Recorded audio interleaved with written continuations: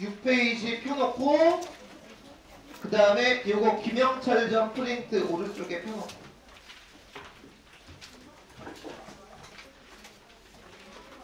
자, 잘 사람들 자고 얘들아 수업에 뭔가 변화가 필요하지 않을까 싶어서 심리 테스트를 하루 정도 걸르는 것 같아. 너무 좋지. 수업의 변화.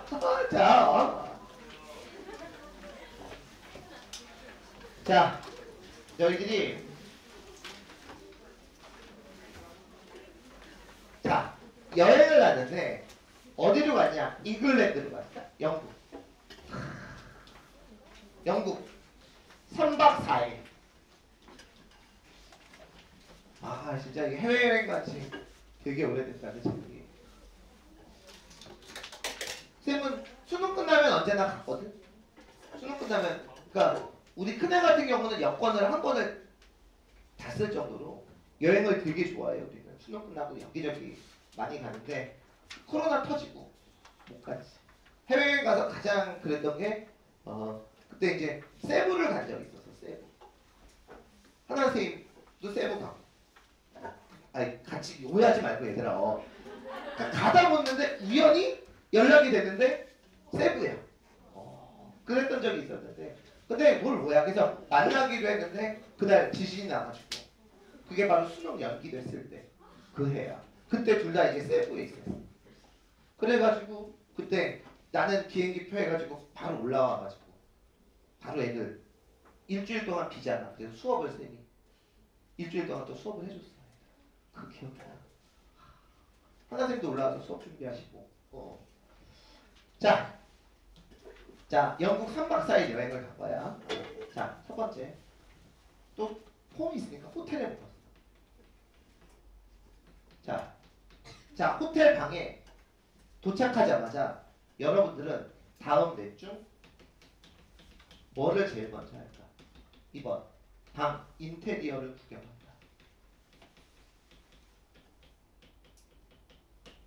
두 번째, 짐을 푼다. 오늘 왜 이렇게 경건해 얘들아? 토요일반 애들이 심리 테스트 할 때도 뭔가 이렇게 좀 경건하고 이제 그런 게 있어. 세 번째, 비품. 냉장고 확인. 또 이거 모르는 애들 있구나. 이렇게 화장실 가서 칫솔 보이는 척. 칫솔 좋아. 화장품, 루이비통이야. 뭐 이런 거 있잖아, 얘들아. 이 새끼들. 네 번째, 일단 침대에 누워본다. 자, 넷 중에 하나를 결정. 자, 다음 넷 중 무엇을 할까? 자, 두 번째. 자, 샤워를 하려고 샤워실에 갔어. 근데 이게 어떠냐면 샤워실 통유리야. 이 바깥에서도 보여. 근데 이게 뭐냐면 산이 이렇게 있고 호텔이 있어서 여기거든. 산이야. 나무 이렇게 있고. 그러니까 사람이 있을 리가 없어. 근데 여기가 이제 통유리로 되어 있는 거야. 1번. 뭐 볼 사람 있겠어? 그냥 샤워한다. 2번. 가릴 것으로 가리고 샤워한다. 근데 미친놈들이 해석을 잘해. 설마 지 몸을 가리고 샤워를 하겠니? 이 유리창을 가릴 것으로 가리고 샤워를 한다는 얘기야. 3번. 찝찝하다. 샤워 안 한다.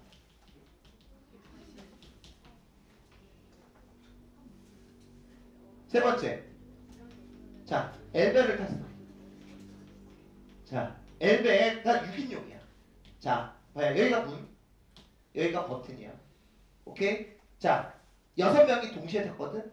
자, 내가 먼저 우선권이 있다면 1, 2, 3, 4, 5, 6 어느 자리에 설까? 자, 네 번째. 자, 이거 주관식. 첫날 밤에 딱 잠이 들었는데 영국이잖아? 그 영국 병사 있지? 그 근위병 유령이 나타난 거야. 잠을 자는데 유령이 딱 나타났어. 뭐예요? 10초 있다 그냥 없어졌어. 그 다음날도 잤는데 그 근위병 유령이 딱 나온 거야. 뭐예요? 간 거야. 몇 박 며칠이었어? 3박 4일. 근데 마지막 날 그 근위병 유령이 또 온 거야. 그래서 뭐예요? 그랬더니 그 근위병 유령이 너희들에게 뭔가 한마디를 하고 없어졌어. 너희들에게 과연 뭐라고 얘기했을까? 유령이 2박 동안은 아무 말이 없다가 마지막 3박 때 너희들에게 뭐라고 토킹 어바웃이라고 갔어. 자, 뭐라고 얘기했어. 자, 5번. 자, 너희들 런던 가봤니? 런던 공항? 가본 사람. 아, 있어. 가봤어? 안 가봤으면 내가 뻥치려고 그랬는데 가봤다 그러니까 나도 안 가봤어. 자, 런던 공항에 화장실에 가서. 근데 너무 급해. 내 화장실이 딱 한 칸밖에 안 남았어. 내 화장실이 여러분 고장이 났는데 일단 문 고리가 고장이 나고 변기가 고장이 난 거야. 안 내려가. 근데 너무 급해. 그래서 어쩔 수 없이 문고리를 이렇게 잡고 그래본 적 있지 얘들아. 문고리 잡고 응가를 넣고 근데 이게 안 내려가니까 어때? 남아있을 거 아니야. 그래서 빨리 수습을 하고 막 나오려고 딱 하는데 일단 문고리를 놔야 이렇게 옷을 입을 수 있잖아. 그 순간에 누가 확 들어온 거야. 냄새는 막 나고. 자, 그랬을 때 여러분들은 다음 중 어떻게 나올까? 1번 태연하게 그냥 나온다. 냄새가 나든 말든 내가 제일 잘못한 게 뭐 있어? 변기가 고장 난 건데 어때? 이거 나오는 거야. 2번 얼굴을 가리고 황급하게 뛰어나가. 3번 상대방의 얼굴을 가리고 딱 들어와서 상대방 얼굴을 가리고 여러분 어때? 가는 거야. 상대방의 얼굴을 가리고. 4번 가볍게 인사를 하고 나온다. 이러고 난 4번이었어. 참고 삼았어. 5번 상황 설명을 한다. 이게 제 게 아니고요. 여기가 고장이 나서 어쩌고 저쩌고 상황 설명을 한다. 5개 중에 하나를 골라.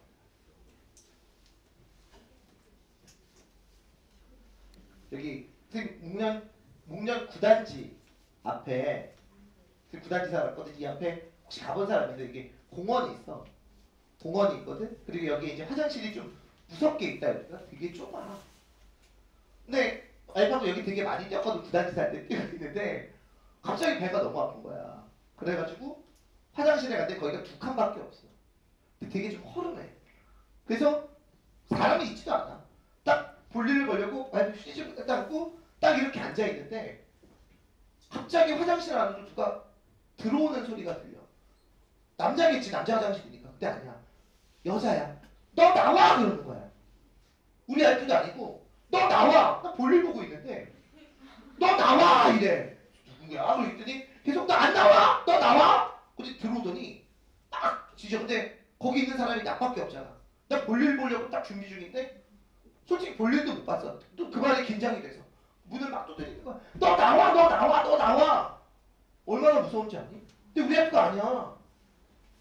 그래서 응가를 듣다 말고 나가야지 어떡해. 그래서 일단 입고 나왔어. 근데 왜 아줌마야? 근데 내 얼굴을 보더니 죄송합니다. 그러더니 그냥 나가는 거야. 문제가 왜 왔는지 모르겠어. 근데 진짜 앉아있는데 너희도 그래 봐. 화장실 혼자 있는데 누가 막 너 나와 너 나와 이렇게 계속 쳐봐. 진짜 무서워.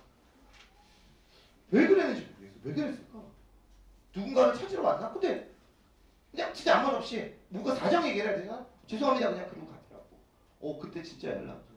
자, 이제부터 이거 해석을 해줄게. 자, 첫 번째 테스트는 자, 너희들 연애랑 관련된 건데 자, 방 인테리어 구경. 오케이. 자, 이 사람들은 과시욕이 굉장히 많아. 인테리어라는 건 어때? 과시욕이랑 관련된 거야. 그래서 이 사람들은 연애를 할 때 이성의 외모를 굉장히 중시하게 돼. 그런 사람. 자, 짐정리 선물. 오케이. 이 사람들은 사랑에 대한 의심이 굉장히 많아. 그래서 이 사람들은 어떤 사람하고 결혼할 가능성이 높냐면 나에게 확신을 주는 사람. 이런 사람들하고 결혼할 가능성이 굉장히 높아. 자, 비품. 이거 확인하는 사람들. 오호. 강민이 그래? 이 사람들은 잘 들어. 여자라면 연상에 끌리고 아니야. 남자라면 연상에 끌리고 여자라면 나이가 차이가 많은 연상에 끌리는 거야. 그러니까 둘 다 연상인데 남자는 연상을 끌리는 거고 여학생들은 좀 나이가 많은 연상. 뭐 아빠 친구라든지 좀 그런가? 몰라 이 새끼들아. 예를 들면 그렇다고. 침대에 눕게 손들어서. 불쌍하다. 이 사람들은 현실에선 연애하기가 힘들어. 연애를 상상으로 하는 사람. 영화 같은 거 보면 감정이입하고 이상형이 누구니? 남학생 물으면 네 세일러문이야 뭐 이런 식으로 어때? 현실에 존재하지 않는 그런 이상형 갈망하고. 성렬이 여자친구 있어본 적 있어? 성렬이 된다. 있지. 미안, 내가 성렬이랑 잠깐 헷갈렸어. 근데 이걸 들으면 어떡해? 여자친구가 있는데. 잘못했지. 이따 얘기할 거야 내가. 자, 2번 통유리. 자, 샤워한다 손 들어. 이 사람들은 뭐냐면 상대방이 나에게 뭔가 상처 주는 말을 했어. 그러면 직설적으로 너 왜 나한테 그랬어? 하고 싶은 말을 직설적으로 하는 사람. 대원생 보면 당신 왜 그렇게 머리가 커요? 이렇게 얘기하는 사람. 가릴 것으로 가릴 거야. 이 사람들은 상대방에게 할 말을 하는데 직접적으로 얘기 안 하고 어때? 돌려가면서 얘기하지. 대원생 수업할 때 제 앞에 있지 마세요. 뭐 이런 식으로 안 보이다는 얘기겠지. 샤워를 안 한다. 이 사람들은 상대방에게 상처 주는 말을 그냥 자기가 안고 살아가는 사람. 오래 못 살아. 하고 싶은 말 있어. 수한테 하고 싶은 말 있어? 없어? 이거 봐. 해. 괜찮아. 하고 싶은 말 뭐 있어?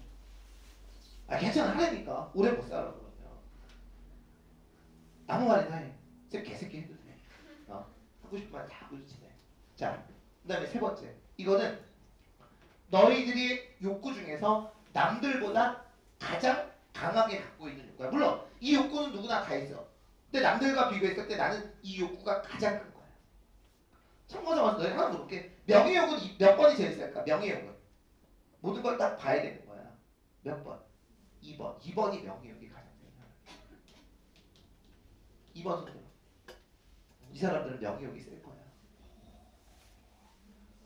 아닌 것 같아. 자, 3번 손 들어. 많을 것 같은데? 2번은 왜 이래? 잘 먹이나 보다. 식욕.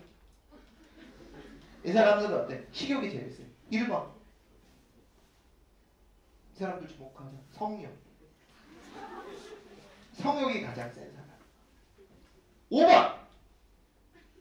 5번. 그지 같은 놈들. 이게 뭐냐면 알매에 대한 욕구. 니들은 알매에 대한 욕구가 없다. 또 여기 서 있는 이유가 뭐니? 문 열리면 이렇게 한번 보고 이렇게 들어가자. 그런 사람들. 그러니까 5번은 당연히 어때? 그 자리에 설 수밖에 없는 거지. 그치? 4번 손 들어. 많을 것 같아. 4번. 이거 쓴 사람들은 승리욕. 지는 걸 못 살아. 그래서 어때? 승리에 대한 욕구가 굉장히 강한 사람들이 여기에 해당이 된대. 6번 손 들어. 맞네. 역시. 돈에 대한 욕구. 이 사람들이 어때? 돈에 대한 욕구가 가장 큰 그런 사람들. 자, 유령. 자, 마지막 날 뭐라고 대답했어? 3명만 대답해줘. 뭐라고 대답했어? 이건 꿈이야. 꿈이었어. 또? 이게 뭐냐면 너희들이 사랑하는 사람과 만났다가 헤어질 때 그 마지막으로 애인이 너희들에게 하고 가는 말이래. 우리가 사귄 건 꿈이었어. 뭐라고 그랬어? 잘 가. 너무 몸이 건조하다. 잘 가. 자, 마지막. 이거는 뭐냐? 자, 태어나게 그냥 나가면서. 너 이게 이렇게 많은지 모르겠는데? 이 사람들은 자신에 대한 확신이 굉장히 강한 사람들. 1번을 선택을 한대. 진짜로 1번을 선택한 사람들이 자신에 대한 확신이 많은 사람. 2번. 얼굴을 가리고 나온다. 야, 생각을 해봐. 얼굴을 가린다라는 게 여러 가지 효과가 있는 건 줄 알지? 제일 중요한 부위는 얘들아. 너희가 목욕탕에서 불나면 뭐 가리고 나와야 돼? 목욕을 하고 있는데 목욕탕에서 불나면 이렇게 가리면 안 돼. 일단 이렇게 가리면 누군지 몰라. 안 창피한 거야 얘들아. 목욕탕 가리면 무조건 일단 얼굴 가리고 나오는 거야. 이 사람들이 이렇게 합리적인 사람이고 하나를 보면 열을 아는 그런 사람들이에요. 자, 세 번째. 상대방의 얼굴을 가린다고 들어봐. 이 사람들은 뭐냐? 눈가 닦았지. 이 더러운 걸 자기 얼굴에 묻히기 싫고 남에게 묻히는 거야. 되게 이기적이면서도 자기 보호 본능이 굉장히 강한 사람. 나를 보호하고 싶은 본능이 굉장히 강한 사람들이 여기에 어때? 해당이 된대. 가볍게 인사하고 나온다. 안녕하세요. 소인이. 이런 사람들은 뭐냐면 사상이 의심스러운 감성적인 사람. 감성적인데 어때? 약간 사상이 의심스럽대. 이게 무슨 말인지는 잘 모르겠어. 소인이 근데 약간 그런 거 약간 사이코 같은 게요. 좀 있어. 5번이 뭐야? 사정 설명을 한다. 너무 비굴하지 않니? 제가요 이게 화장실이 그래서 설명할 이유는 없잖아요. 이 화장실이 고장이 나는데 문고리가요. 그 사람이 뭐라고 그랬어? 이런 사람이 이 사람들을 높여. 자존감이 좀 낮은 사람. 그리고 약간은 이런 스타일 있지. 강자의 약하고 약자의 강한 사람들. 약간 그렇게 해당하는. 이런 경우 있지 않냐? 없었어. 자,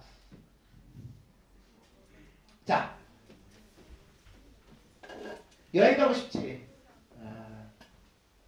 자,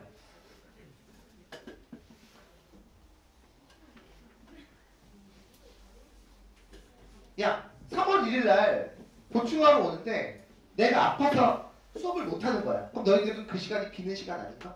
뭐라? 어때? 좋지? 꼭까지 뭐 3점짜리야 틀리면 되지. 그렇지 않아? 그 원리도도 좀 가고, 그렇지? 네. 자, 들어갈게요. 자, 56페이지. 자, 오늘 중요한 소설 2개를 여러분 하도록 할게. 김영철전하고 자, 방한림전인데 이 얘기를 할게요. 김영철전은 별표 2개인데 원래 3개짜리예요. 근데 얘는 내가 하나 얘기해 줄게. 6월, 9월만 따지면 얘는 별표 3개야. 나올 가능성이 되게 높아. 근데 작년 수능에 너희들 혹시 고전소설이 최첨전 나온 거 아니었어? 자, 내가 예를 하나만 들어줄게. 내가 월요일만 수업 때 얘기했는데 내일만 수업 때 얘기를 못할 것 같아서 자, 올해 수능이야. 내가 나중에 이제 파인 할 때 쭉 보여줄 텐데 내 말 믿어봐. 작년 수능에서 도산 12곡이 나왔거든. 도산 12곡은 여러분 주제가 뭐냐면 자연친화 플러스 학문수야. 학문이 아니라 얘들아. 학문. 발음을 똑바야 돼. 학문하고 학문은 공통점이 있어야 돼. 힘써야 돼. 닦아야 돼. 계속 할 거야 이 새끼야. 넓혀야 돼 얘들아. 여러 유사성이 있는데 그럼 올해 수능에서는 자연친화와 학문 수양과 관련된 고전 시간은 나올 수가 없어.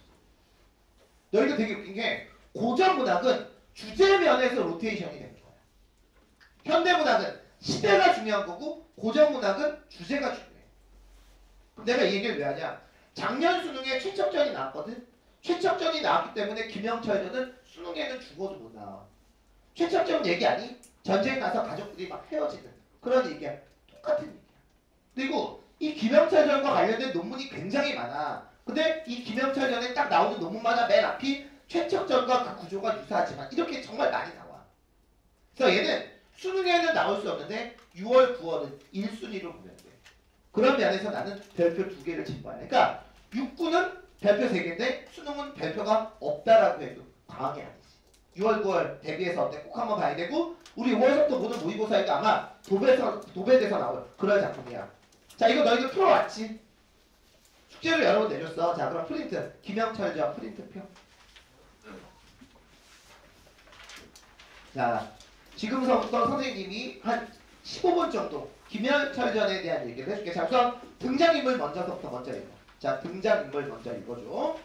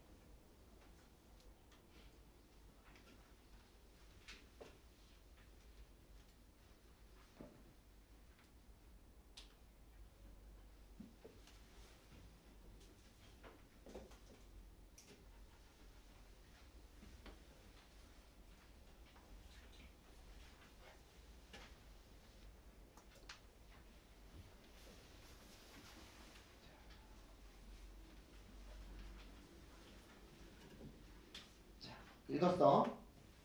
자, 그러면 이제부터 주요 서사 구조를 여러분 보도록 할게. 자, 내가 중요한 부분은 따로 이제 별표를 여러분 쳐줄 테니까 자, 일단 1번서부터 읽어볼게요. 참고 삼아서 얘도 A4용지로 한 20페이지 정도 되는 그런 소설이야. 이것도 선생님이 다 읽고 이렇게 스토리 여러 번 정리했으니까 잘 봐도. 자, 1번. 자, 가문 대대로 무인의 집안이면서 본인 또한 말을 잘 타고 활을 잘 쏘는 김영철에 대한 소개가 나와. 그러니까 집안 대대로 어떤 그 부장의 기질이 되게 센. 오케이? 자, 그런 얘기가 나와. 자, 2번. 앞쪽은 중요하지 않아. 후금이 얘들아 나중에 무슨 나라가 되지? 청나라야. 자, 후금, 청하고 명나라하고 어때? 싸우기 붙어. 근데 이제 뒤에 오늘 문제에도 나와 있지만 얘들아 어느 나라가 더 세? 청나라가 훨씬 더 세잖아. 그러면 실리를 따진다면 어느 나라에 붙어야 되는데?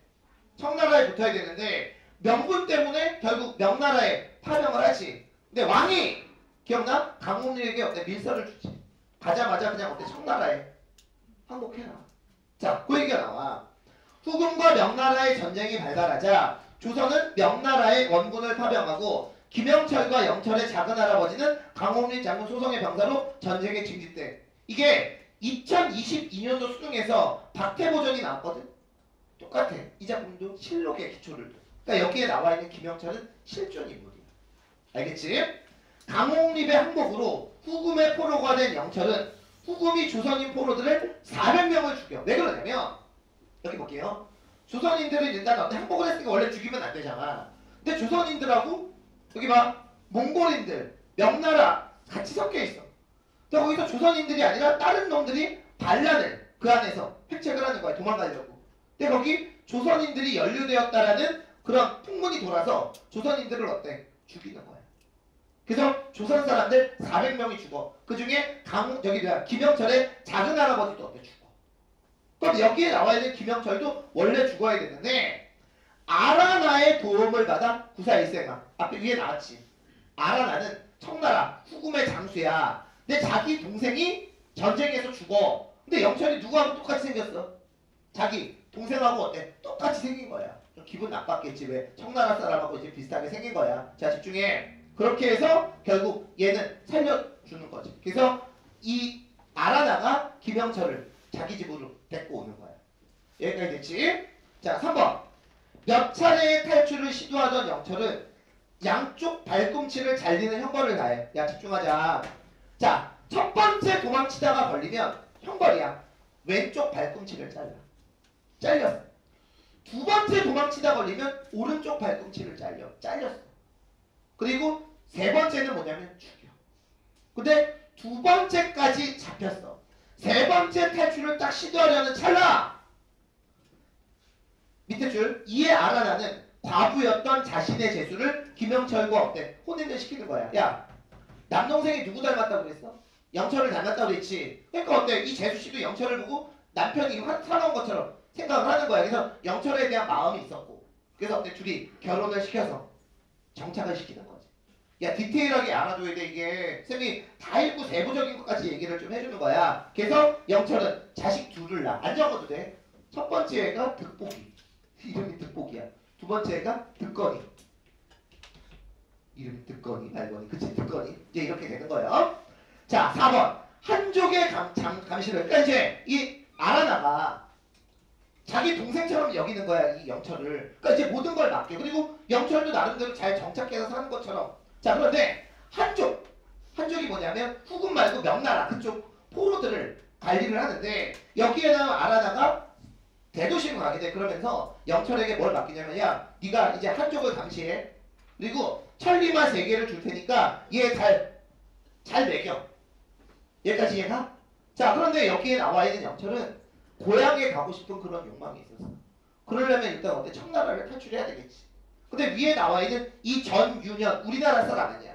이 전윤현, 이게 이제 한족, 명나라 사람이라고 생각을 하면 돼. 이 사람이 꼬드기는 거지.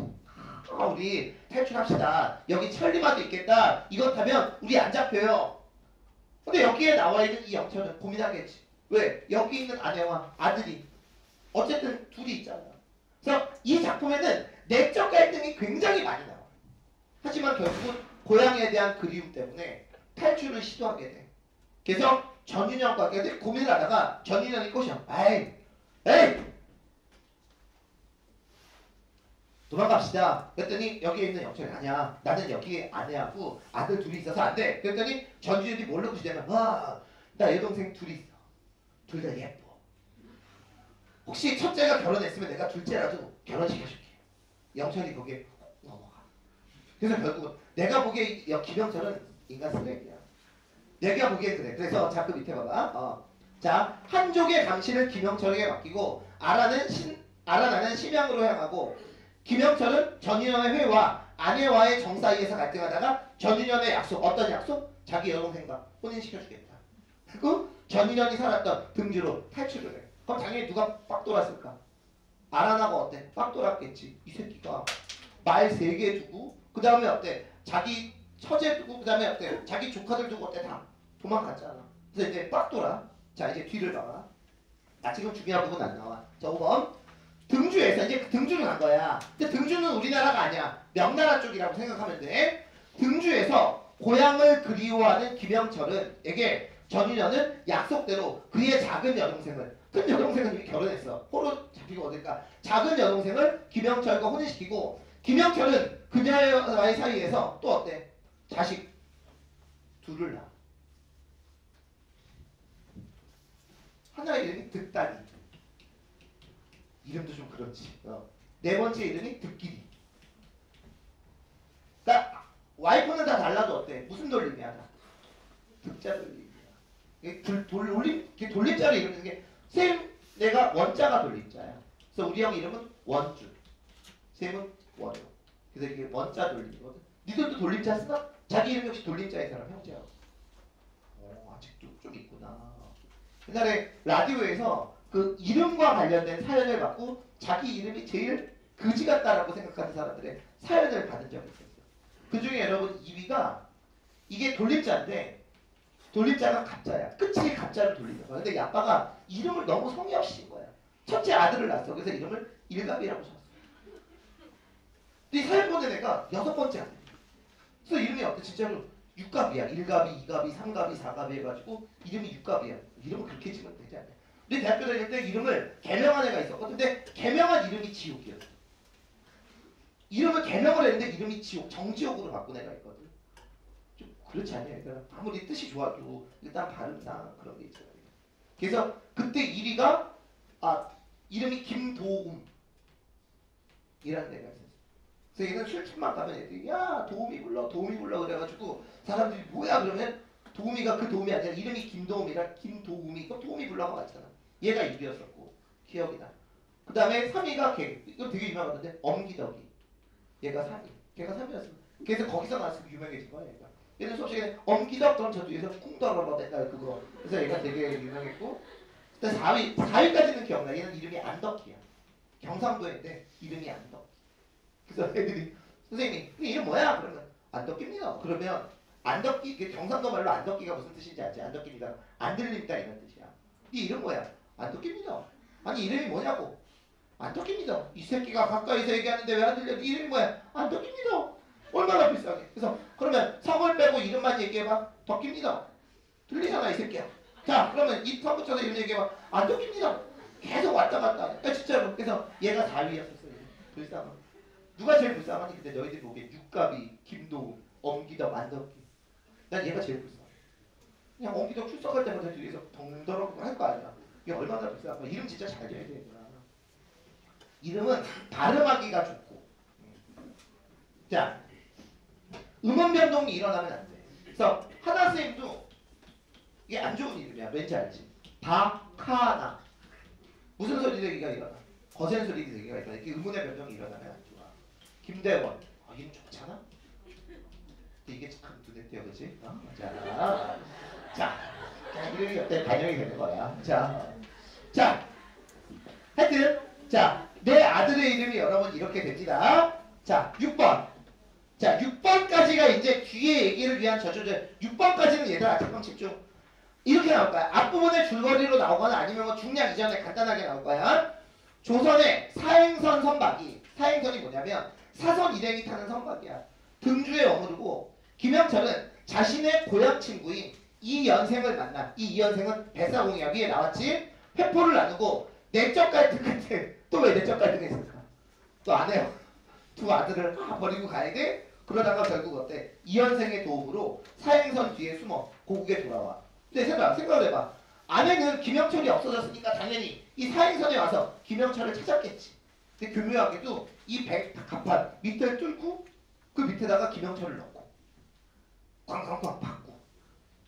그러니까 못 찾지.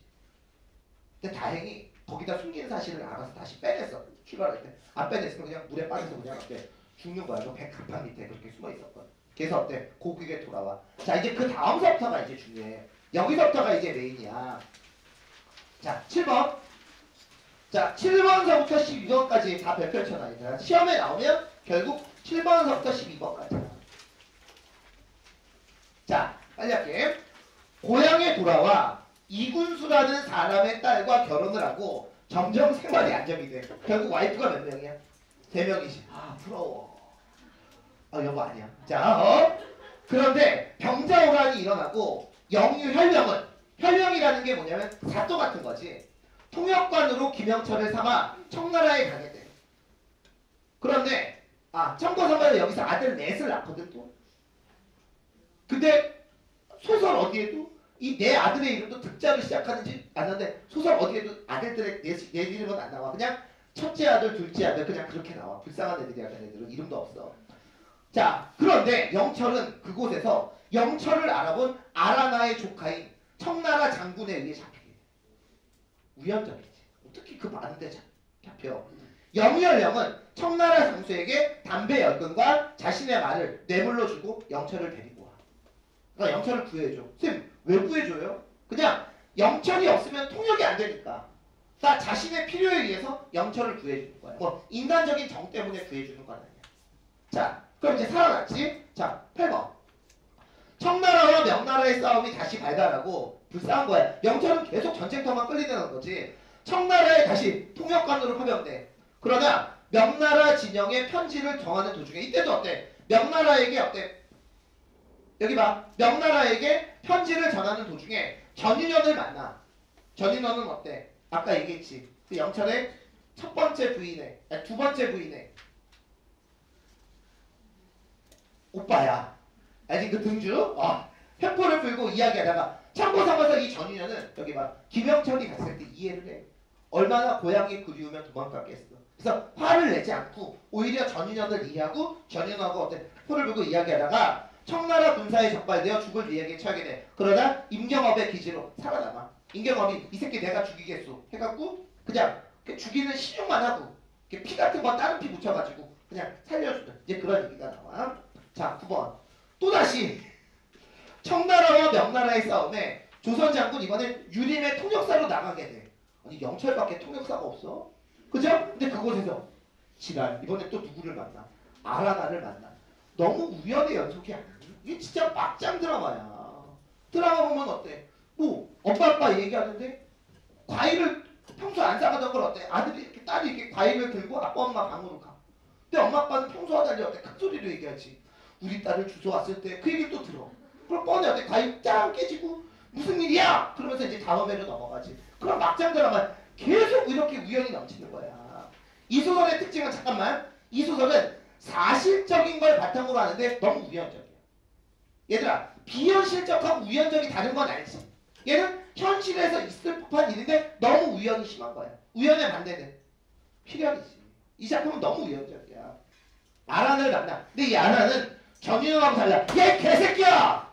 네가 내 말 3마리 훔쳐서 달아나고 그 다음에 내 처제하고 처제가 아니라 누구지?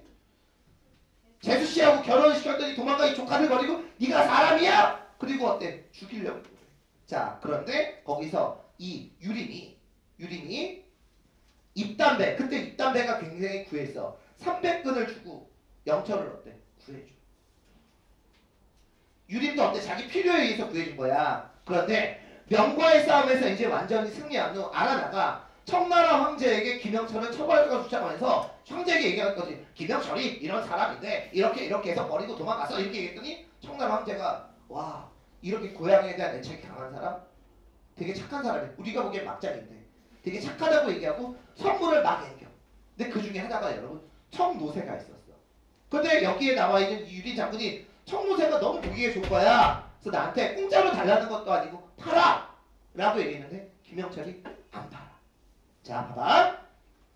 명과의 싸움에서 승리한 거 알아나가 청나라 황제에게 김영철을 처벌할 것을 주장하지만 청나라 황제는 김영철의 사람들과 공정에 감족하고 상을 내려 유림은 영철에게 황제에게 받은 청노새를 팔라고 하나 영철은 그 부탁을 어때? 거절해. 자, 그 다음에 11번, 12번이 주제의식이 가장 강한 부분이야. 그래서 별표친 부분 중에서도 제일 중요한 부분이야. 영철에게 앙심을 품은 유림은 영철에게 입담배 200근을 나라에 대한 빚이니 갚으라고 명령해. 나쁜 새끼 아니니? 나라를 위해서 일하다가 이건 빚을 졌잖아. 근데 그걸 갚으라고 그랬는데 원래 안 갚아도 돼. 근데 유림이 청노새에 대한 안 갚음 때문에 이렇게 얘기를 한 거야. 일가 친척을 옥에 가고 영철은 청노새를 팔고 일가 친척의 도움을 받아 빚을 갚게 돼. 그런데 10번 영철은 죽을 때까지 산성을 보수하는 군역에 동원되고 그곳에서 북쪽을 바라보며 그곳에 있는 가족들을 그리하며 득보가 득기라 또 누구야 득달아 하시다게 얘기하면서 어때? 지내다가 오래 살기도 살아요. 84세까지 군역을 지다가 죽어. 아무것도 안 하고 군역만 지다가 죽는 그런 사람이에요. 생각을 해봐. 평생 군대에 있다 죽은 거야. 남학생들 생각해봐. 평생 군대에 있다가 죽으면 기분이 어떻겠냐고. 요즘도 군대에서 죽는 사람들이 굉장히 많대. 군대는 가급적 그냥 안 갈 수 있어요. 그냥 군대 안 가는 방법은 쉬워 얘들아. 온몸의 3분의 2가 문신이면 돼. 3분의 2. 사람들에게 혐오감을. 근데 3분의 2면 보통 얼굴에 문신하는 사람이 있으니까 온몸이 용으로 감기면 돼. 아니면 와이프가 군역의 의미를 쥐고 있으면 돼. 와이프가 여군이면 군대 안 가. 혹시 여친 있는 사람들은 일단 빨리 보내. 일단 내년에 보내. 그리고 결혼을 해서 군대 안 가. 그 다음 부양가족이 세지살이면 군대 안 가고. 또 있는데 범죄자는 안 가. 징역 살면. 근데 주의해야 될 게 징역을 군대보다는 많아야 돼. 그 기간이 1년 6개월이야. 그러니까 예를 들어서 죄를 졌어. 군대 안 가려고. 근데 1년이야. 그럼 징역도 살고 군대도 여러 번 가는 거야. 근데 그거보다 여러분 비현실적이고 현실적인 건 이제 계약하잖아. 바로 담임선생한테 인정받으면 돼. 뭐라고 인정받으면 내일부터 학교 가서 담임선생님이 남자면 끌어안아 선생님. 그 주변에 남자애들 이렇게 더듬어. 그럼 생기부에 굉장히 특징적인 게 나와. 남자를 좋아하는 특징을 갖고 있어. 생기부 적을 것도 없는데 뭐 그런 거라도 적지 뭐. 근데 어떤 애 생기부를 봤더니 생기부에 장점으로 복도를 걸을 때 사뿐사뿐 걸음 이렇게 적혀있는. 아니 그 생기부에 도대체 얼마나 적었겠어요. 복도를 걸을 때 사뿐사뿐 걸음 이런 걸 생기부에 적는지 모르겠는데. 제가 이걸 왜 알았냐면 우리 딸이 이제 영재공학 하려면 그 생기부 걔네들은 서류 접수가 있어야 되거든. 근데 승진이 안 돼. 엄마 그 와이프 친구네 그 아들도 이번에 영재고 시험을 내년에 봐. 생기부를 2줄밖에 안 써줬대. 그 담임선생님이 좋은 거를. 그러니까 서류 심사에서 떨어졌는데 그 2줄 중에 하나가 걸을 때 사뿐사뿐 걸고. 그래서 생기부에 어쨌든 간에 그 멘트가 나왔는데 남자를 좋아하는 성향이 강하고 그래서 생기부에서 인정을 받잖아. 그럼 이제 군대를 안 가고 싶으면 내일부터 어때? 더듬어. 반가워 이러고. 자 그러면 3번 볼게. 이 작품에 드러난 갈등의 양상. 요걸 이제 우리 교재에 정리하는 거야. 이 작품에는 크게 3가지 갈등이 나타난다. 1번 다른 나라의 전쟁에 자신의 백성들을 파병하는 내용에 비추어 백성을 고통에 몰아넣는 나라와 무능력한 위정자들에 대한 비판. 알겠지? 2번째 아무런 보상 없이 오히려 전쟁의 과정에서 진빚을 갚게 하는 그리고 죽을 때까지 군역을 지게 한다는 내용에 비추어 가렴주구. 가렴주구가 뭔지 알지? 탐관오리들이 어떤 백성을 괴롭히는 게 가렴주구잖아. 백성들한테 야! 너희들 쌀! 뭐 보석 다 갖고 와! 그리고 맨 마지막에 하지. 가렴주구? 미안해. 그래서 백성들에게 세금과 균역의 부담을 원칙 없이 지게 하는 나라와 위정자들에 대한 평가. 이 작품의 제일 큰 건 뭔지 알아? 위정자들에 대한 비판. 3번째, 청나라와 등주에 두고 온 가족들을 그리워하면서도 고국에 돌아온 것을 다양하게 여기는 그리고 그 과정에서 끊임없이 발생하는 영철의 내적 갈등 굉장히 많이 나와. 그래서 이 소설을 지배하는 게 이 3가지인데 그러다 보니까 아무래도 어때? 전반부보다는 후반부 쪽에 야 일어나자. 전반부보다는 어때? 후반부 쪽에 나올 가능성이 굉장히 높은 거야. 자, 이 정도면 김영철 전에 어느 부분이 나와도 걱정하지 않고 바로 문제를 풀 수 있을 거야. 내가 얘기했다. 고전소설은 6평에 딱 10작품만 공부하면 돼. 근데 그 중에 2개가 심청전하고 토끼전이야. 오늘 고전소설의 반을 끝낸 거야 얘들아. 8개 중에 4개를. 장담할게 6월에 나왔고 8개 아니면 심청전 아니면 토끼전이. 잘 봐도. 자 그럼 이제 문제 들어가도록 합시다.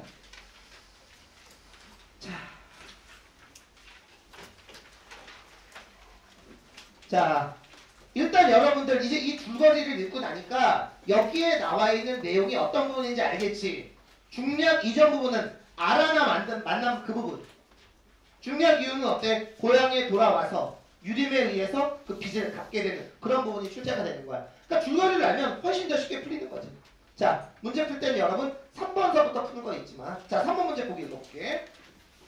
자 둘째 줄 미술거. 자 이것도 이제 교수 논문 중에 있는데 미술거. 작가는 김영철전을 통해 영웅의 활약상이 아닌 고향을 떠나 참전했던 일반 백성들의 현실적 고통을 보여주고 있다.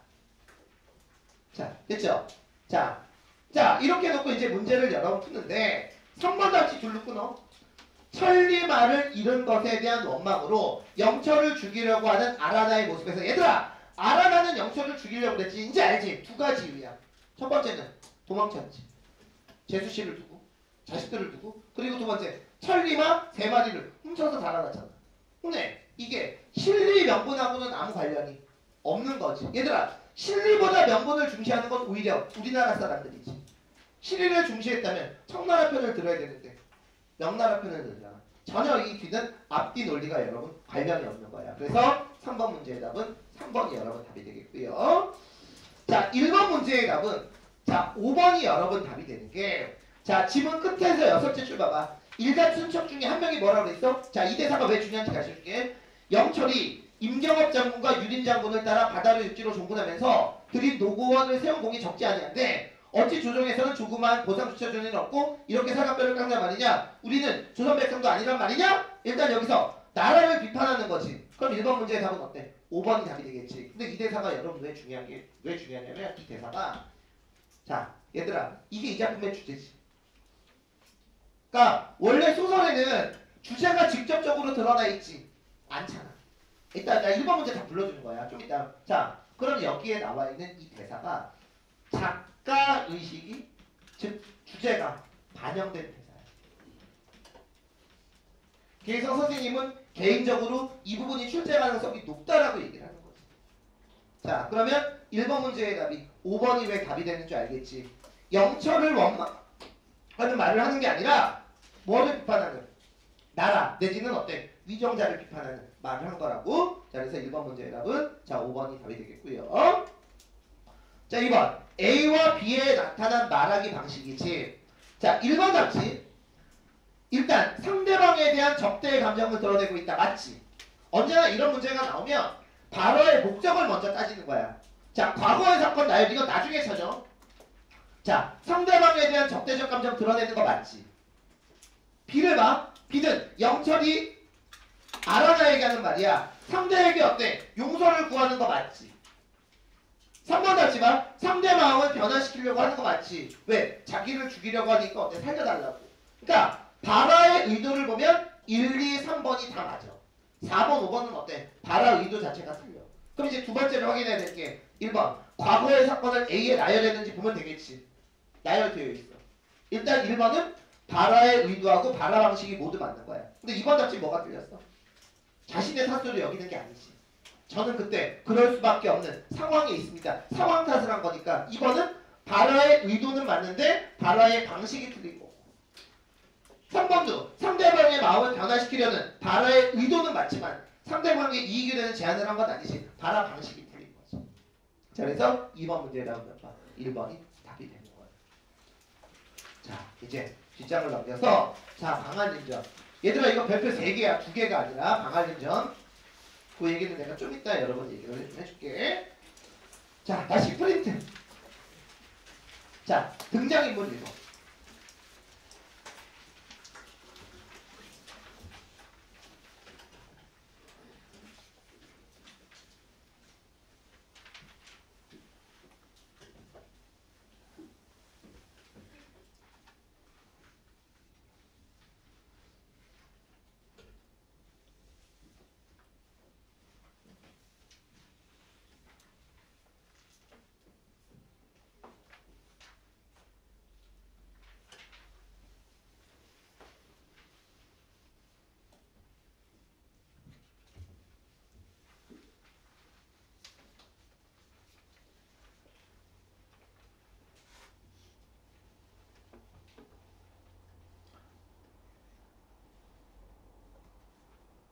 너희들은 점 같은 거 믿니? 점 뭐 이런 거 무당 이런 거 믿어? 안 믿어? 쌤은 이렇게 믿는 이유가 세 가지가 있는데 그 중에 하나만 얘기를 하면 나 진짜 아는 분이 사주를 보는데 그 부모님이 처음에 걱정을 했다가 다 얘가 너무 연애를 안 하는 거야. 그래서 정집에 갔는데 얘가 남자인데 여자운이 없는데 결혼운이 있대. 안심해서 결혼하니까 얘가 캐나다에 유학을 갔는데 캐나다에서 연락이 온 거지. 동성연애. 거기서는 합법이잖아. 그래서 결혼한다고. 그러니까 그 점이 맞지 않아? 여자운은 없는데 결혼운은 있는 거잖아. 그런 것도 있었고 그 아는 쌤 학원쌤이 한 분이 얘기한 건데 자기가 옛날에 죽을 병을 했는데 점을 그 무당이 하나 얘를 데리고 나오면서 닭을 이렇게 딱 하는데 구슬하고 닭 목을 딱 칼로 딱 치는 순간 선생님 얘기야. 이 쌤도 옛날에 진짜 죽을 병에 걸렸대. 근데 닭의 목을 딱 치는 순간 자기 목에서 피가 쫙 나오더래. 그리고 나서 자기가 그 병이 나았대. 그러니까 이런 거 보면 또 되게 신기하지 않아? 그리고 세 번째로 결정적으로 내가 믿게 된 계기는 뭐냐면 평택에서 선생님 천도제 아버지 그 스님이 아버지가 천도제를 해야 되는데 천도제가 뭐냐면 이렇게 돌아가신 분 천도제를 하는데 굉장히 돈이 많아. 그래서 처음에 그런 걸 왜 해? 그랬는데 천도제를 하는데 이 스님이 여기에다 이렇게 불경이 있고 이걸 읽으래. 그래서 그냥 아무 예수 선생님 원래 불교를 안 믿으니까 그냥 읽었어. 그러니까 그 스님도 이렇게 읽어. 그때 이제 우리 형은 없었고 딱 읽는데 갑자기 이 스님이 얘기를 하는데 아빠의 얘기를 하는 거야. 근데 그 얘기가 뭐 있는 줄 알아? 옛날에 선생님이 계란을 하다가 우리 형하고 깨뜨린 적이 있는데 아빠가 그때 웬일인지 우리 시대게 때렸어. 근데 그 스님이 그 얘기를 하는 거야. 내가 그때 널 때린 게 뭐 그렇게 하면서 그건 아빠하고 나하고 우리 형밖에 모르는 그 얘기를 그 스님이 얘기를 하는 거지. 너 어렸을 때 내가 그 계란 얘들아 계란 깨뜨렸다고 패는 일이 흔한 일은 아니잖아 얘들아. 그 얘기를 딱 하는데 소름이 쫙 돋더라고. 그래서 난 그때서부터 되게 많이 믿어요. 안 믿을 수가 없지 않냐? 그건 우리 알지도 모르는 얘기야. 우리 장모님 소개도 안 되거든. 하여튼 갑자기 이 동성녀로 결혼이 나와가지고 갑자기 이 생각이 좀 들어서 자 그럼 일단 방관주하고 염해비관관지 낙성이 나왔지. 이제부터 4개 가져. 거기에 나와있는 밑에 표에다가 내가 숫자를 적어줄 테니까 자 집중하고 들어야 돼. 자 이 작품은 두 축이 서사구조를 이룬다. 첫째 밑줄 방한님의 영모로서의 삶. 그래서 이 소설은 여러분 영웅소설이야. 너희들 이번 모의고사에 홍겨월전 나왔지. 홍겨월전처럼 이 작품도 영웅소설. 그럼 얘들아 너희들 맨날 그 중요한 거 있잖아. 뭐 유충열전, 조웅정 아니 동명신화 이런 거 배우면서 영웅소설의 어떤 전형성이 있지. 그래서 내가 이 왼쪽은 영웅소설의 전형성으로 한번 정리를 한 거야. 이 소설도 여러분 영웅소설이야. 얘기할게. 올해는 2개의 소설이 나올 가능성이 높은 거지. 첫 번째가 영웅소설. 영웅소설은 2, 3년에 한 번씩 계속 출제돼. 그리고 두 번째가 염정소설. 염정이 뭐야? 남녀간의 애정. 근데 이 소설은 남녀간의 애정은 아니지만 두 가지를 모두 충족한다는 점에서 되게 중요한 작품이야. 자, 그리고 밑줄 남자로서의 삶을 살아야겠던 여성의 갈등과 고난 이 두 가지를 담은 그런 소설이야. 내가 줄거리를 굉장히 디테일하게 얘기할 테니까 진짜 잘 들어야 돼. 자, 그리고 이 작품이 여러분 되게 어려운 게 잠깐만 이름이 방관주야. 근데 얘가 처음에는 방공자 관주라는 이름은 나와. 공자가 옛날에는 젊은 애들을 다 공자라고 했어. 그 다음에 벼슬이 한림도 오르고 상소로 오르고 원수도 되고 승상도 돼.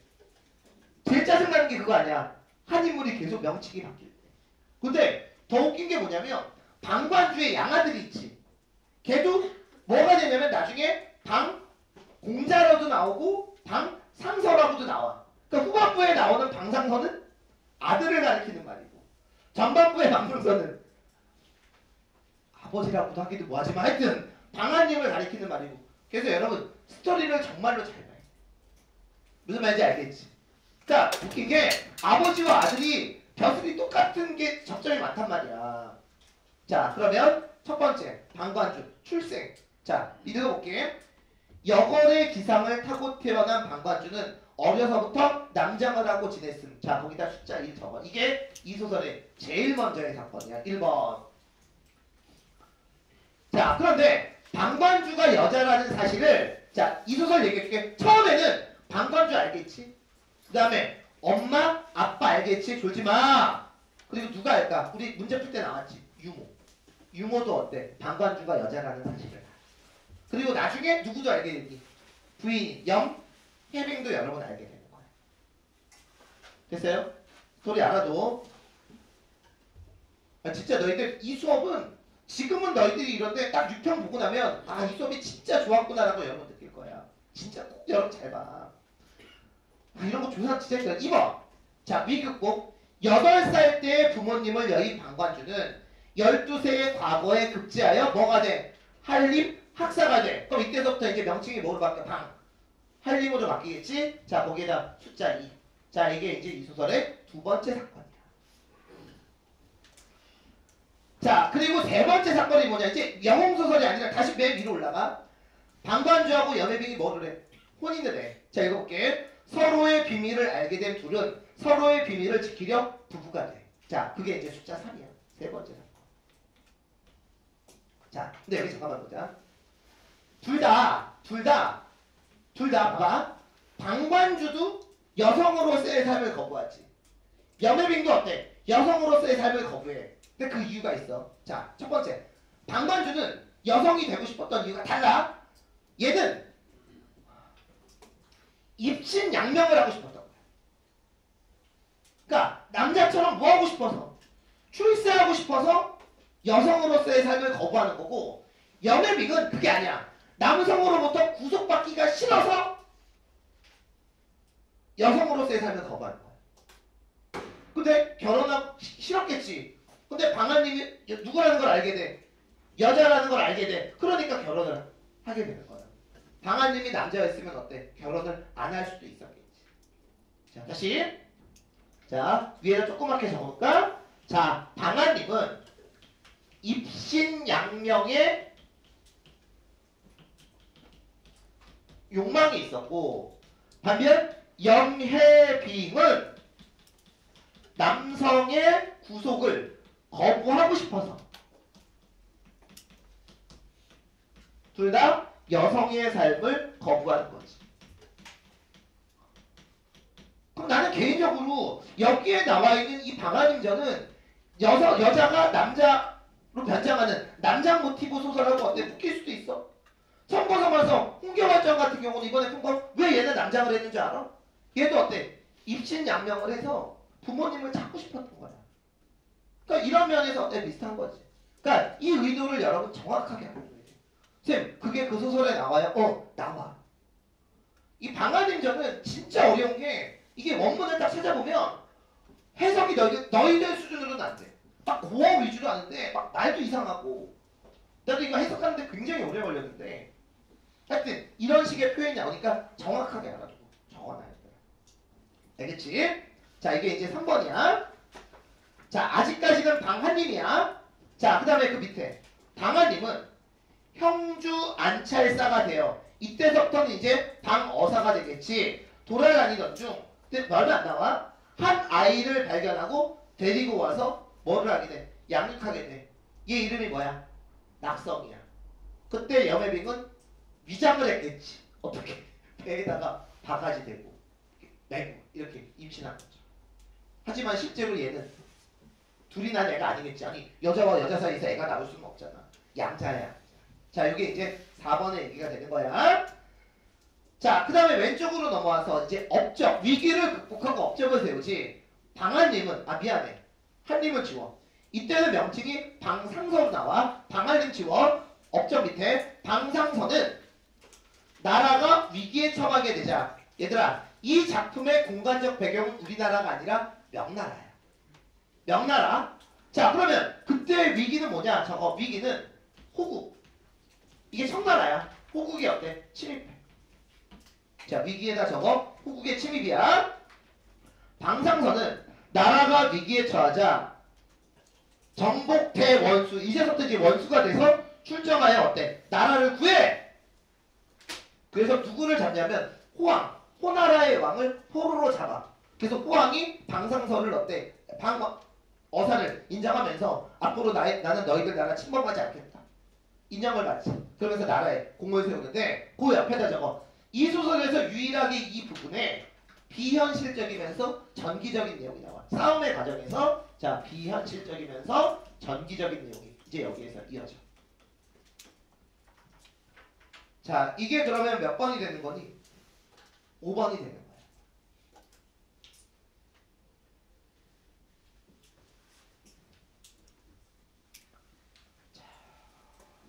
그 다음에 나머지는 경계가 좀 모호한데 그래도 일반적인 순서로 얘기를 좀 해줄게. 자, 6번 낙성. 자, 6번으로 넘어가. 오른쪽. 낙성은 과거에 급제하여 도어사가 되고 병부상서까지 지위에 올라.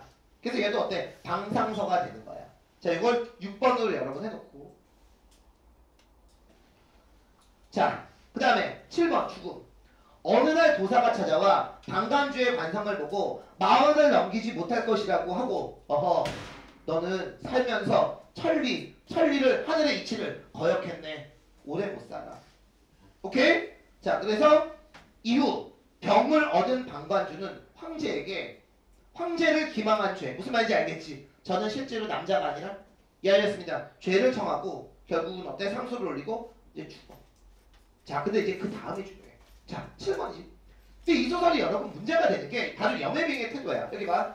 여매빙은 남자로서의 삶을, 그러니까 남자에게 구속받는 게 싫어서 방한님하고 어때? 결혼을 해. 근데 되게 웃긴 게 거기 맨 마지막 오른쪽 볼게. 8번. 여매빙 또한 따라서 죽어. 무슨 말인지 아니? 방한님이 죽으니까 남편이 죽었다고 자기도 따라서 죽는 거야. 이건 약간 모순성이 있지 않나? 그러니까 이 작품에 보면 방한님은 여자로서, 그러니까 여기 봐. 방한님은 되게 남성성이 강해서 여매빙을 계속 무시해. 그러니까 방한님은 자기가 뭐라고 생각하는 거야? 남자라고 생각을 하는 거야. 그래서 우리 지금 품부분에서도 어때? 여매빙이 아니 황제가 준 선물인데 왜 내 건 없어? 그랬더니 야이씨 넌 내가 충분히 먹고 살게 해주잖아. 이런 멘트만 알리고 여러분 그러단 말이야. 그러니까 여기 볼게. 방한님은 남성성이 굉장히 강한 거고 그러면 여기에 나와있는 여매빙은 남성성이 강한 게 아니라 남성으로부터의 구속을 거부하면서도 여성성을 따르고 있다라는 그런 문제점이 생긴단 말이야. 이런 건 어때? 머릿속으로 좀 잡아두면 되게 좋을 것 같아. 자, 그러면 스토리 구조 이해했지? 그래서 자, 낙성, 그 지위까지 오른 그게 6이고 죽음이 7이 되는 거고 여매빙 또한 어때? 따라서 죽어. 이게 이제 8이 되는 거고. 자, 이 정도 스토리 구조면 이제 이해 가지. 자, 그럼 이제 문제를 들어봅시다.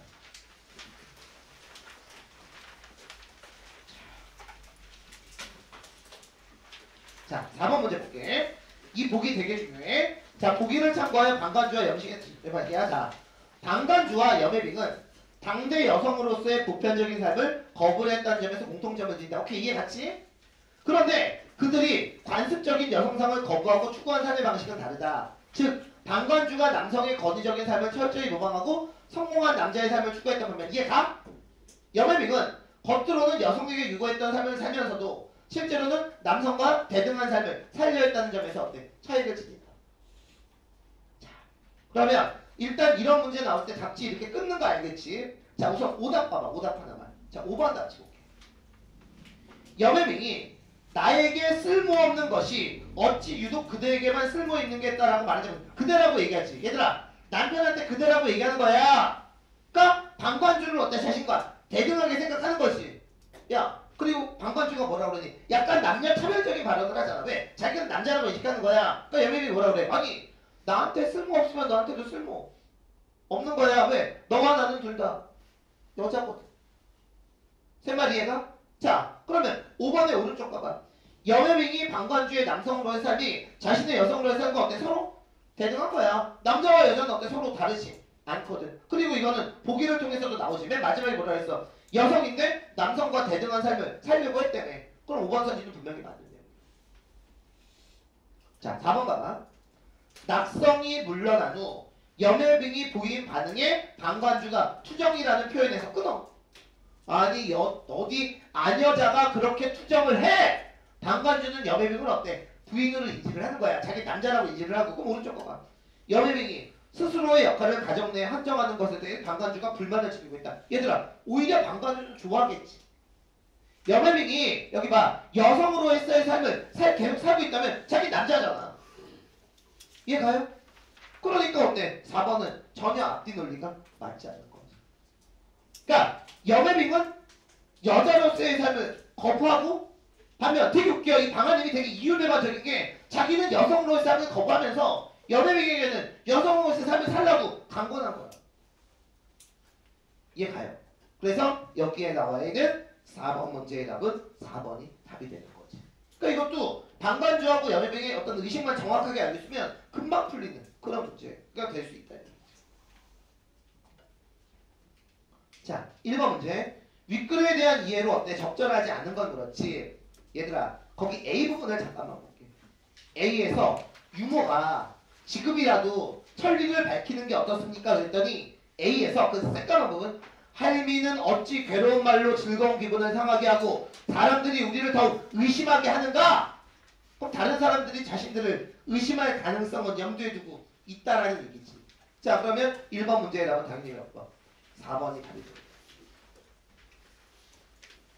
자, 그 다음에 2번 A와 B에 대한 설명으로 가장 적절한 것은 이게 조금 문제는 풀리는데 A하고 B의 범위를 좀 한정하는 게 좀 좋을 것 같아. 얘들아 이거 문제 좀 잠깐만 고쳐줘. A를 봐봐. 그렇게 넓게 보지 말고 문제 풀어쓰는 그러니까 유머의 말만 A로 두자. 즉 첫째 줄서부터 중간에 차리려 하십니까? 여기까지만 A로 두자. 유머의 말만.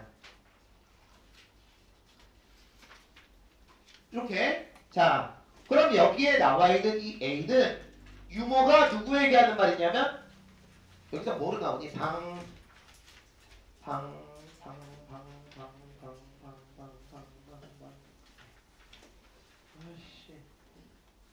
상서로 나오구나. 요건 이제 유머가 방상서에게 하는 말이야.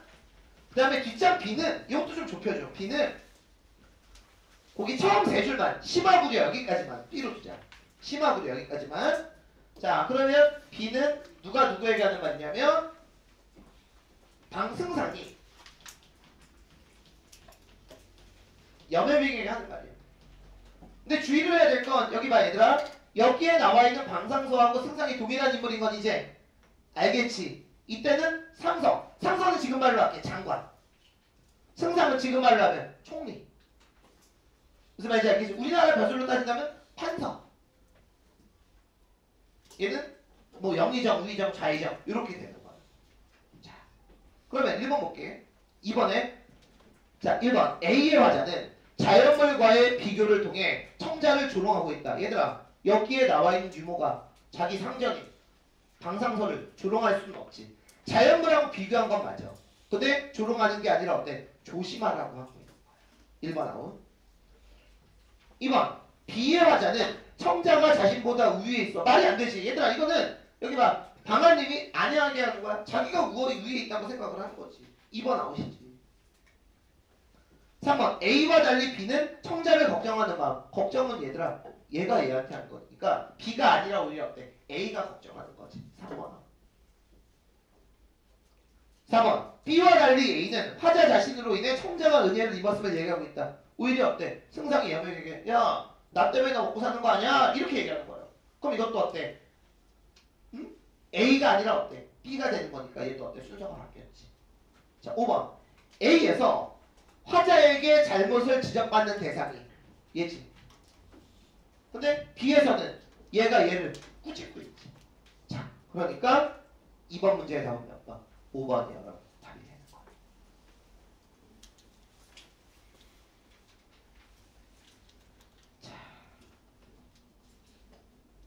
그 다음에 자 A와 B의 웃으면서야. 자 A 냉소 부인이 냉소를 하지. 그 다음에 B도 어때? 웃지. 누가 누구를 향해서 웃는 거야? 여매빙이 방아님을 향해서 어때? 웃는 거지. 근데 어때? 둘 다 비판의 의도가 있는 거 알겠어? 냉소는 당연히 어때? 비판이고. 자 그러면 3번 문제에 답은 당연히 몇 번? 3번이 답이 되겠죠. 됐죠? 자 그럼 이제 숙제 잠깐만 이제 잠깐만 숙제표를 펴고 얘 덮지 마. 자 숙제표 잠깐만 펴봐. 자 차근차근 얘들아. 자 2분만 숙제 설명하고 넘어갈게. 자 2월 27일 숙제는 이번 주는 벼룩시장이 없어 얘들아. 화작 엄매. 엄매는 목요일 수업 복습하고 문장의 종류 프린트. 나왔지 얘들아. 오늘 숙제 받았지? 엄매하는 친구들. 자 요거 하면 되고요. 화요일은 주말 수업 복습하는 거 여러분 잊지 말고 오늘 교재 정리하는 거 다 오늘 얘들아 이거 교재 정리하는데 1시간 이상 걸려야 돼. 자 3월 1일 수요일 독서 보기 3.5당 특강 혹시 수요일날 아침 적어놔. 수요일 9시 때부터 11시 반까지 305호야. 일로 와. 근데 집에서 듣는 사람 이게 305호래도 애들이 다 못 들어와서 집에서 밴드로 들을 사람은 듣는데 뭘 갖고 오냐. 오늘 프린트 나눠준 거 봐봐. 뭐하고 뭐가 있냐면 아이씨 잠깐만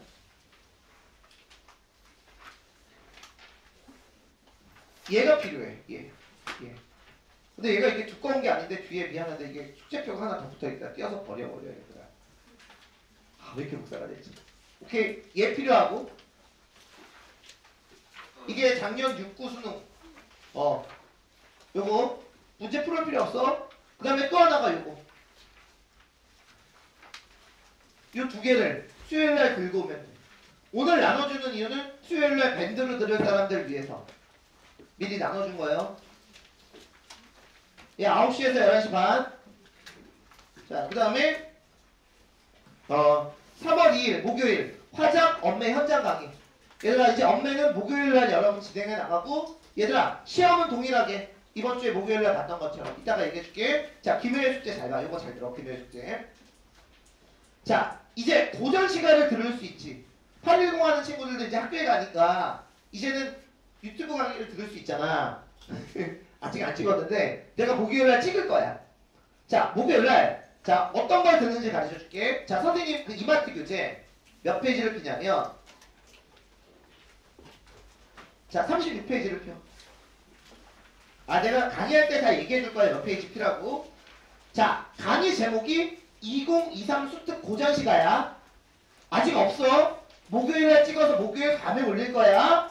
1강을 듣는데 자 거기 보면 제목 3개가 나와있지. 첫 번째가 용비어천가. 그 다음에 뒷장 넘겨와 황계사. 그 다음에 조홍시가. 합쳐서 강의를 내가 아직 안 했는데 한 1시간 정도 걸릴 거야. 이거를 여러분 들어. 얘들아 수업 시간에 내가 이거 설명하는 건 웃기잖아. 시간적으로 너무 왜? 이거 설명하다가 얘들아 고전 시간으로 그냥 수업이 다 끝나. 차라리 내가 좀 힘들더라도 강의 찍고 너희들 들읍시다 유튜브. 그럼 유튜브 알지? 아직도 구독 좋아요 안 누른 사람들 연락 삐질 거야 얘들아. 밑에 댓글 남기기 할까? 아니야 너무 유치해 그런 거. 자 그래서 이렇게 여러분 강의를 들으면 돼. 그래서 요걸 들고 가. 요걸로 강의를 듣는 거야. 그리고 유튜브를 여러분 들으면 되고 2강까지만 선생님이 열어놓을 거고 3강서부터는 이제 링크를 줄 거야. 링크 주면 그 링크 자기 링크 받아서 그렇게 여러분 들으면 되고. 자 그 다음에 이마트 수특 문학 5주차 현대시 에스페오기. 자 별표 칩시다. 자 5주차 자 40 아니야 자 70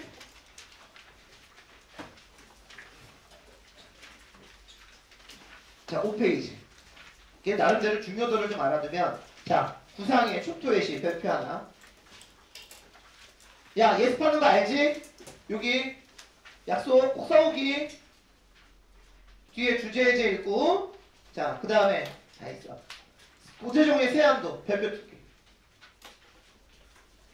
원래 되게 중요한 시인데 이 사람이 이 사람이 문인협회에서 문재인 지지 서열 1순위인 사람. 근데 이게 만약 문재인 정권하였으면 1위였는데 지금 윤석열 정권이기 때문에 이 사람이 박근혜 되게 싫어해.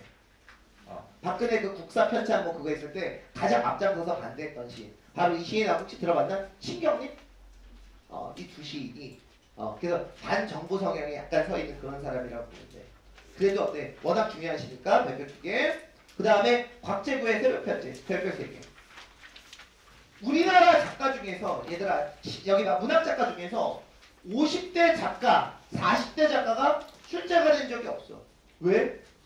이 사람들은 문학사적으로 검증이 안 됐으니까. 근데 우리나라 시인 중에서 이 곽재구 씨가 40대 시인이었는데 이 사람의 시가 수능에 2번이나 나왔다. 어마어마한 시인이야. 별표 3개죠. 그 다음에 송수권 씨의 나팔꽃 86쪽. 처음 보는 시. 근데 시인 자체가 중요하기 때문에 얘는 별표 하나만 치고 문제까지 여러분 풀어오는 거 잊지 마. 알겠죠? 오케이. 자, 오늘 모의고사는 12시 반서부터 여러분 보게 됩니다. 그 강의실 붙어 있을 테니까 글로 보도록 하십시오. 자, 수고하셨습니다.